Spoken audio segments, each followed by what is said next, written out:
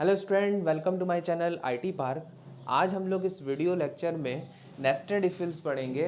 Nested इफिल्स में हम लोग क्या करेंगे कि जिस तरह से पहले हम लोगों ने इफिल्स पढ़ा था, तो हम लोग इफ़ कंडीशन जब लिखते थे तो इफ़ के ट्रू होने पे हम कुछ स्टेटमेंट परफॉर्म कराते थे। नेस्टेड इफ में क्या होगा कि जब भी हमारी इफ़ की कंडीशन ट्रू होगी, तो हम जब भी उस इफ़ की कंडीशन ट्रू होने के बाद जब अंदर जाएंगे तो हम वहाँ पे फिर से एक इफिल्स डाल देंगे। ठीक, तो यहाँ पे देखिए इसका जो बेसिक स्ट्रक्चर मैंने सिंटेक्स लिखा है, यहाँ पे इफ़ कंडीशन लिखा है। अभी तक जो हमारी पुरानी प्रोग्रामिंग थी इफ़ फिल्स का, यहाँ पे कंडीशन ट्रू होने के बाद हम सीधे यहाँ स्टेटमेंट लिखते थे, और एक से अधिक स्टेटमेंट परफॉर्म कराना होता था तो नेस्टिंग कर देते थे। ठीक, यहाँ पे हमने क्या किया है, इफ़ कंडीशन लिखी है और ये कंडीशन ट्रू होने पे हमने फिर से इफ एल्स डाल दिया है।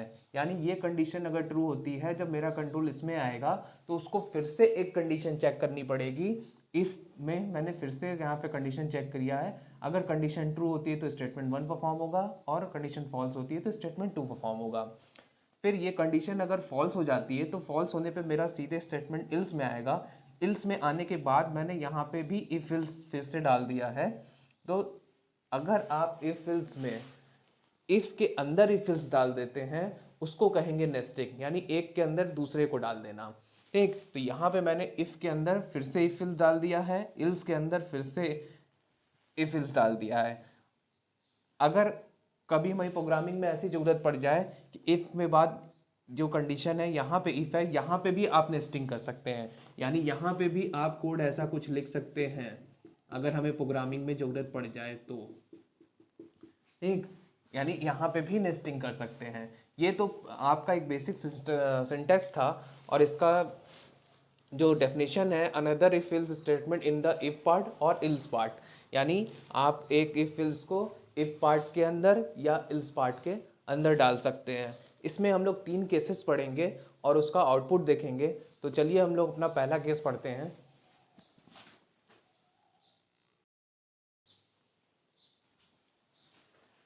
सो स्टूडेंट, आइए देख लेते हैं हमारा जो केस फर्स्ट है। यहाँ पे मैंने केस फर्स्ट बनाया हुआ है। मैंने यहाँ पे इफ फिल्स को केवल इफ पार्ट में डाला है।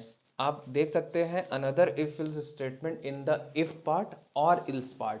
तो अभी मैंने इफ पार्ट में डाला है, फिर एक केस में मैं इल्स पार्ट में डालूंगा, और फिर जो थर्ड वाला केस होगा उसमें मैं दोनों पार्ट में डालूंगा। तो आइए देखते हैं। यहाँ पे मैंने कंडीशन 1 लिया हुआ है पहले वाले इफ के लिए, और जब नेस्टिंग की हुई है तो उसमें जो कंडीशन है उसको मैंने कंडीशन ट्रू लिया हुआ है। तो मैं एक केस यहाँ पे बनाता हूँ पहला, कि मान लीजिए मेरी दोनों कंडीशन ट्रू है। उस केस में क्या आउटपुट होगा, कंडीशन ट्रू तो यहाँ पे जाएगा अंदर, और कंडीशन 2 भी ट्रू हो गई है तो क्या परफॉर्म कर देगा, स्टेटमेंट 1।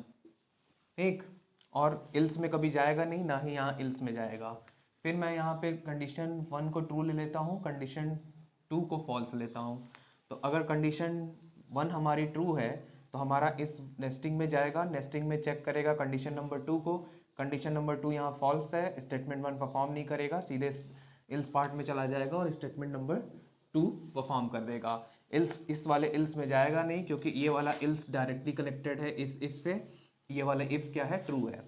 फिर मैं कंडीशन ले लेता हूँ कि ये वाला फर्स्ट कंडीशन को फॉल्स ले लेता हूँ और सेकंड कंडीशन को ट्रू लेता हूँ। तो देखिए मेरी पहली कंडीशन यहाँ चेक करेगा, कंडीशन फॉल्स मिल गई।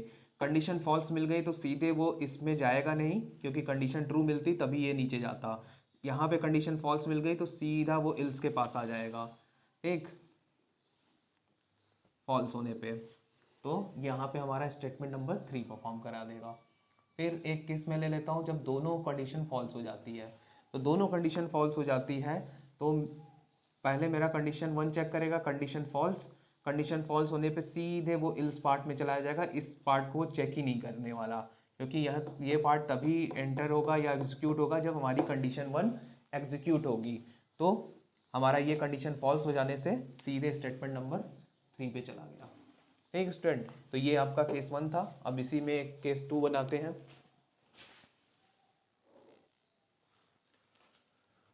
सो स्टूडेंट, आइए हम लोग सेकंड केस देख लेते हैं। सेकंड केस में मैंने यहाँ पे, जैसे फर्स्ट केस में मैंने इफ़ में नेस्टिंग करके इफ़ वाले पार्ट में इफ़ इल्स डाला था, यहाँ पे मैंने इफ़ में केवल एक स्टेटमेंट दिया है, इल्स वाले पार्ट में नेस्टिंग करके मैंने इफ़ इल्स डाला हुआ है। तो देखते हैं इसमें कंडीशन, ये कंडीशन नंबर 1 है, ये कंडीशन 2 है। तो हमारा पहला कंडीशन दोनों ट्रू है, उस केस में हमारा आउटपुट क्या होगा? ठीक, अगर हमारा कंडीशन नंबर 1 ही ट्रू हो गया तो ये हो गया स्टेटमेंट नंबर 1 परफॉर्म कर देगा, और ये यहाँ पे जाएगा नहीं, क्योंकि ये कंडीशन तभी यहाँ पे लेके जाएगी इसको जब कंडीशन फॉल्स होगी। तो अगर कंडीशन हमारी फॉल्स हुई नहीं तो ये इल्स में आएगा नहीं, और इल्स में इतने पार्ट लिखे होने का कोई मतलब ही नहीं है।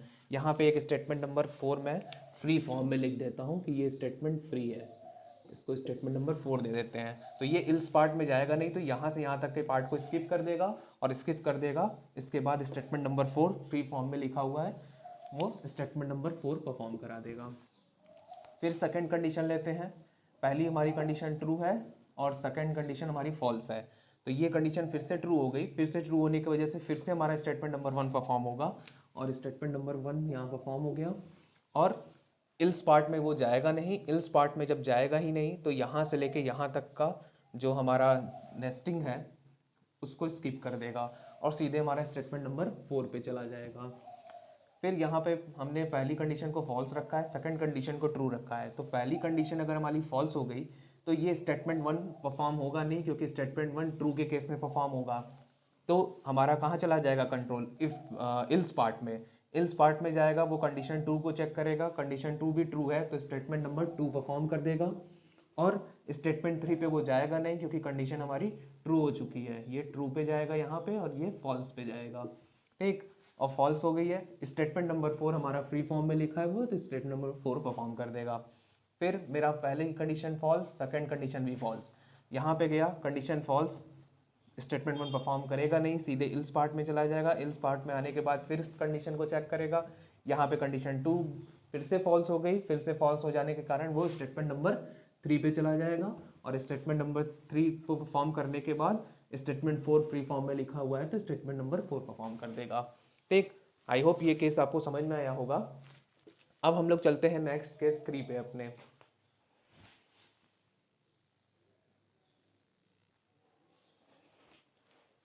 तो स्टूडेंट आइए हम लोग अपना केस नंबर 3 देख लेते हैं। केस नंबर 3 का सिंटेक्स मैंने यहाँ लिखा हुआ है।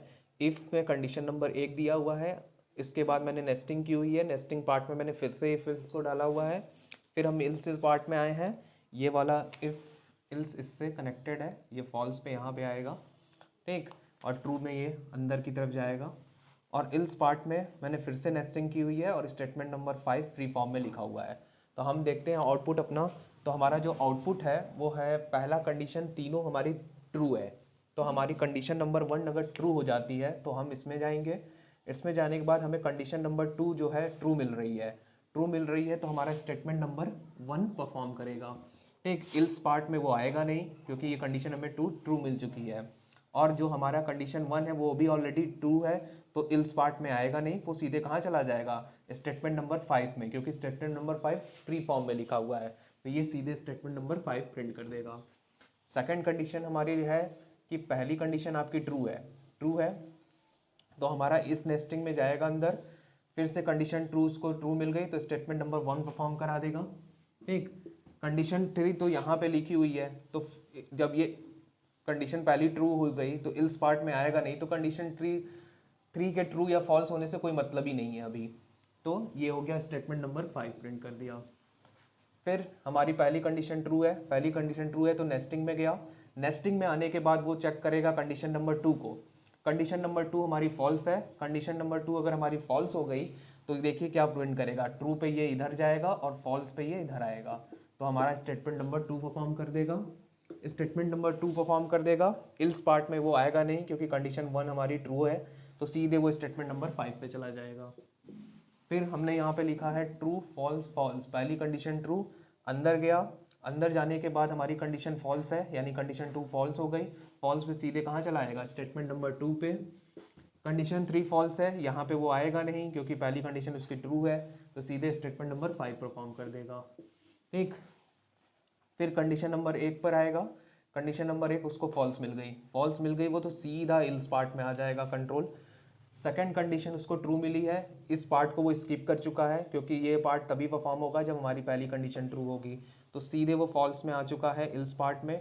तो इस ट्रू के होने से कोई मतलब नहीं है, यानी अगर आपकी यहाँ पे जो पहली कंडीशन फॉल्स है तो ये जो कंडीशन टू है उसके ट्रू फॉल्स होने से कोई भी मतलब नहीं है, क्योंकि कंट्रोल यहाँ कभी जाएगा ही नहीं। तो देखिए हमारा कंडीशन फॉल्स हुआ, इल्स पार्ट में आया, कंडीशन टू को चेक करने की कोई ज़रूरत है ही नहीं, वो ऊपर है। कंडीशन थ्री ट्रू है, यहाँ पे ट्रू होने पे वो स्टेटमेंट नंबर 3 पे जाएगा और इल्स पार्ट में जाएगा नहीं, इस पार्ट में स्टेटमेंट नंबर 4 है तो सीधे वो स्टेटमेंट नंबर 5 परफॉर्म करा देगा। ठीक, यहाँ पे ट्रू पे आएगा, यहाँ पे वो फॉल्स पे आएगा। ठीक, फिर हमारा है कंडीशन 1 फिर से फॉल्स हो गई है, इल्स में आया, इल्स में आने के बाद उसने चेक किया कंडीशन नंबर 2 कोई मतलब नहीं, इसको चेक करेगा कंडीशन 3 को। कंडीशन 3 हमारी फॉल्स हो गई है, तो ये वाली कंडीशन अगर फॉल्स हो जाती है तो वो सीधे पार्ट कहाँ चला जाएगा, इल्स में आके स्टेटमेंट नंबर 4 और बाहर निकलेगा, स्टेटमेंट नंबर 5 परफॉर्म कर देगा। स्टेटमेंट नंबर 5 के बाद जो भी आप प्रोग्राम लिखेंगे वो परफॉर्म होगा इसलिए। फिर कंडीशन नंबर 1 फिर से फॉल्स है मिली हमें, इल्स में आया, इल्स में आने के बाद इससे कोई मतलब है ही नहीं, कंडीशन 3 जो है वो ट्रू मिल गई है, तो ट्रू मिल गई है तो स्टेटमेंट नंबर 3 परफॉर्म करा देगा और स्टेटमेंट नंबर 5 परफॉर्म करा देगा। फिर यहाँ पे कंडीशन फॉल्स है, कंडीशन फॉल्स होने पे इल्स में आया, इल्स में आने के बाद यहाँ पे कंडीशन 2 को चेक करने की कोई ज़रूरत नहीं है, कंट्रोल यहाँ जाएगा नहीं। कंट्रोल नंबर 3 पे आया, कंडीशन नंबर 3 पे आया, कंडीशन नंबर 3 फॉल्स मिल गई, तो स्टेटमेंट नंबर 4 परफॉर्म करा दिया और स्टेटमेंट नंबर 5 फ्री फॉर्म में लिखा है, इसके नीचे जो भी लिखा होगा वो है। तो ये था नेस्टिंग का सारा केसेस। आई होप आपको इसका कंट्रोलिंग स्ट्रक्चर समझ में आया होगा। इसके बाद हम लोग if ills nesting if ills पे कुछ क्वेश्चन करेंगे, फिर हम लोग जाएंगे स्विच स्टेटमेंट पे। तो student thank you, good luck.